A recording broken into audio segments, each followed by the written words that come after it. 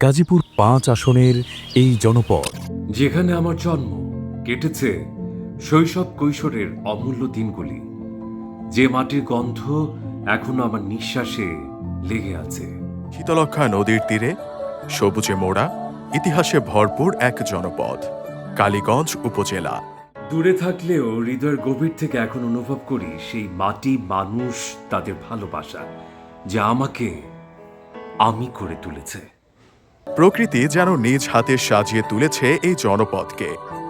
ইতিহাস বলে নদী সংলগ্ন বাণিজ্য কেন্দ্রকে বলা হতো গঞ্জ, আর শক্তিদেবী কালীর নামে নামকরণ হয় এই এলাকার, কালীগঞ্জ।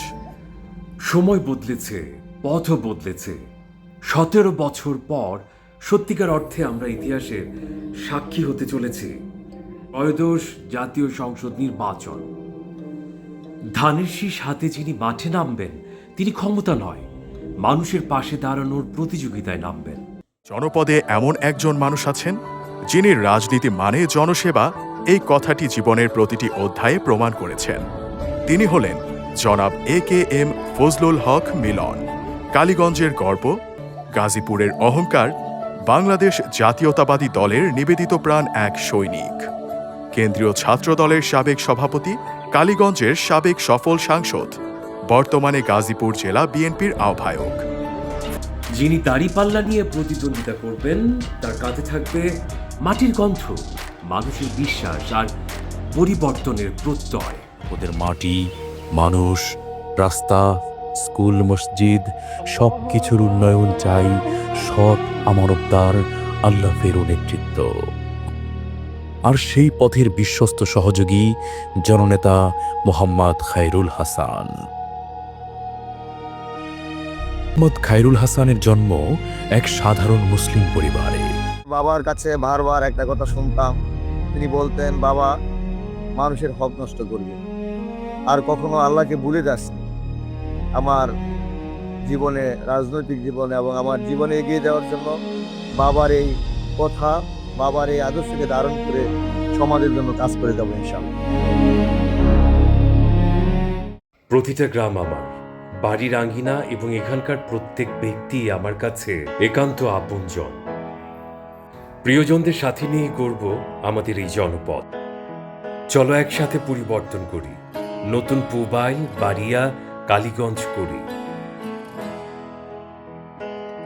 আল্লাহ যদি আমাকে আপনাদের ভোটের কালীগঞ্জে বানায়, প্রতিহিংসা নয়, প্রতিশোধ নয়, ঐক্য এবং প্রার্থীদের বন্ধনে অসম্ভব বৈষম্যহীন সমাজ প্রতিষ্ঠার জন্য আমি ইনসাফ প্রতিষ্ঠা করব।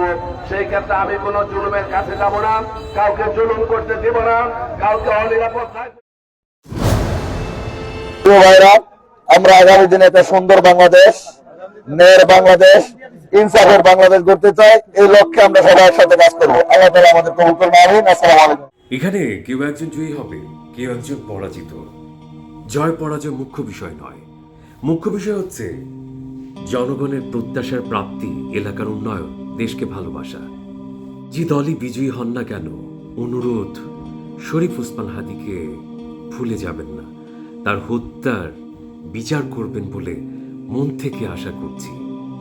আর তার এই কথাগুলো ভোট দেওয়ার আগে অবশ্যই আপনারা মনে রাখবেন।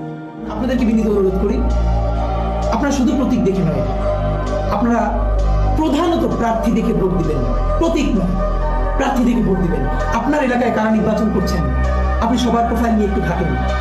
আমরা যদি সবাই বেছে বেছে যোগ্য লোকটাকে, যোগ্য প্রার্থীকে ভোট দেই, সে বিএনপির হোক, জামাতের হোক, এনসিপির হোক এবং স্বতন্ত্র হোক, যে দল থেকেই হোক, তাহলে যোগ্য মানুষগুলো যদি গিয়ে সংসদে দাঁড়ায়, আপনি ভাবেন তো আমাদের সংসদটা হয়ে উঠবে যোগ্য মানুষদের একটা কারখানা।